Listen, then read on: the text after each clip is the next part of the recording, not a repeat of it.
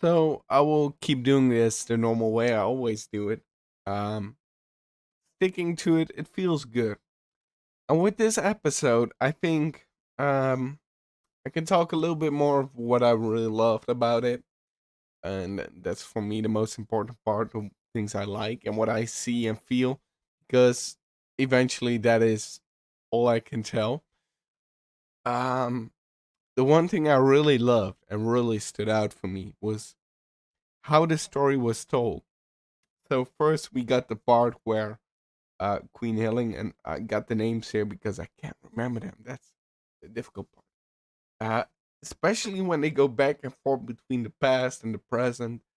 Um, but when she got uh, starting with Daida, trying to talk to him, trying to help him make sure that he trusted her. Um, in the beginning part where she wanted to give him cake when he was younger.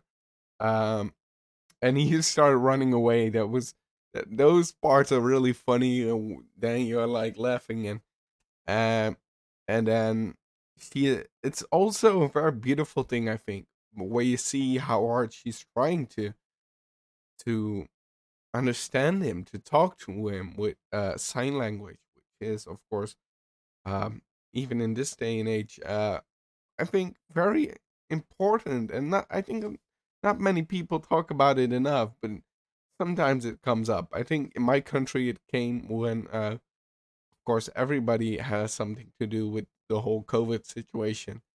Um, and there were these talks from the prime minister, and there were people that cannot understand it because there was nobody who did sign language for it. So right at this point, we have for a longer time already somebody who does the sign language, so people who are deaf can understand it. Um, and I think that's a good thing because, of course, it's especially when you're just born like everybody else and you have everything or most things, because, of course, nobody has everything. Everybody has something they are struggling with, but being deaf or a blind or uh, spare, if you cannot speak, um, those are things that makes it very difficult uh, to understand, to talk with people, of course, because talking and hearing, those are kind of combined, because by hearing you learn to talk something uh, at a very young age already. So I found it very interesting how she got more into that, starting to learn it, starting to get really trying to connect with him on that level, because he didn't trust her. He was still. I found that moment in the beginning very, yeah, very nice, where he was sitting there with the cake in front of the grave of his real mother, of course, because she's the stepmother, and oh, yeah, and that was just so beautifully done. I really love that one. Also, when you go back to the guard, um, his fight, you see him fighting because she's getting assassinated, or they, I think it's Mirajo.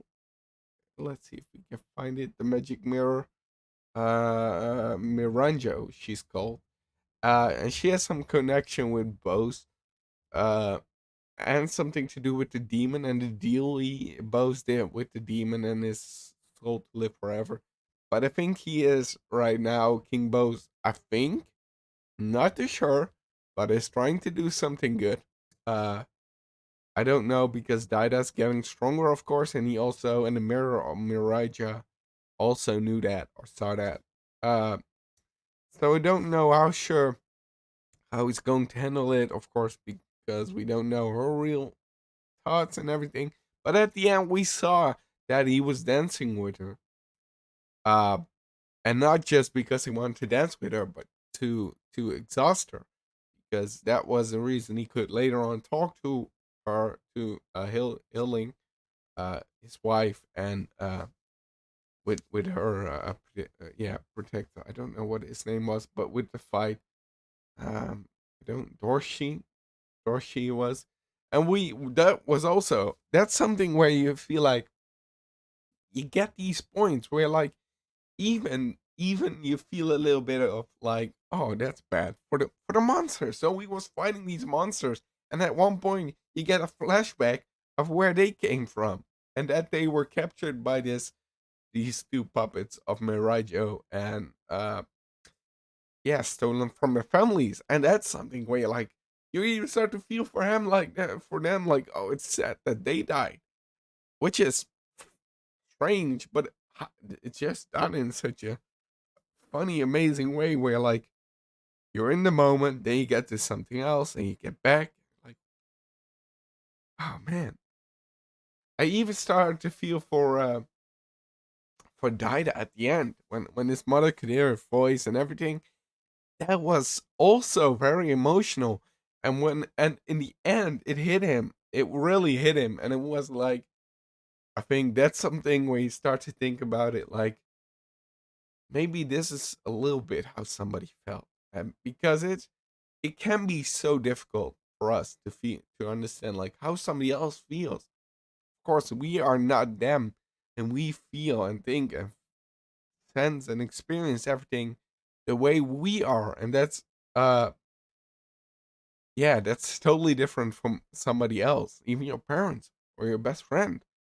And he was like, well, maybe this is how Daida feels. Wait, am I, how Boji feels? I mean, Daida said maybe this is how Boji feels because he could hear his mother, but he couldn't communicate. He was stuck there. Nothing came through, nothing came out. He was feeling, and is feeling very lost. Understandable, because he doesn't know where he is. He knows what he done. He distrusted the mirror, of course, but that was already too late. Um, but then even I started to feel for Daida. I said, right, yes. Um, but very intriguing. I really love this one again, where I'm like, it has these parts that are great, like funny. You're so laughing. You're getting in this great imagination. All these fun things that are happening. They are trying to learn how to talk with Boji and everything. That's the kind of fun, the lighthearted stuff. And then you get with an assassination, the whole thing with Bose and the mirror, and she's this Miraja trying to dance with him. I don't know what the connection is between them because maybe if somebody of you know this, let me know in the comments down below. But what I can find here, I haven't looked too much into it, but just here on the Wikipedia. Um but she knows a lot of stuff. She knows a lot. Uh so and it says here a mysterious mirror who advises Dada on his actions that we saw. Sealed within is actually a spirit of a woman called Miranjo, whose body is encased within ice within the palace base alongside other deadly animals. Miranjo has two masked guards who serve her and was previously involved in Aspa's training to become a high ranking official. So I'm not sure if I miss her, because we've seen this episode where you see all the monsters and everything, and maybe we've seen her body already. But maybe I'm just forgetting that. If I'm dead, let me know down in the comments below. I'm going to maybe look through later on, and if I see it, I'm curious. I'm going to look for that because I'm interested in it and all the conflict, how everything works out. It is really exciting. I love this still, and I'm going to keep on reviewing it, keep on talking about it, and I hope you enjoy it. Let me know down below if you like it, and if you want to see more of me, you can subscribe. Got some videos right there. You can subscribe if you want. Thanks so much for watching. Have a great day. Hope I'll see you next time. Goodbye.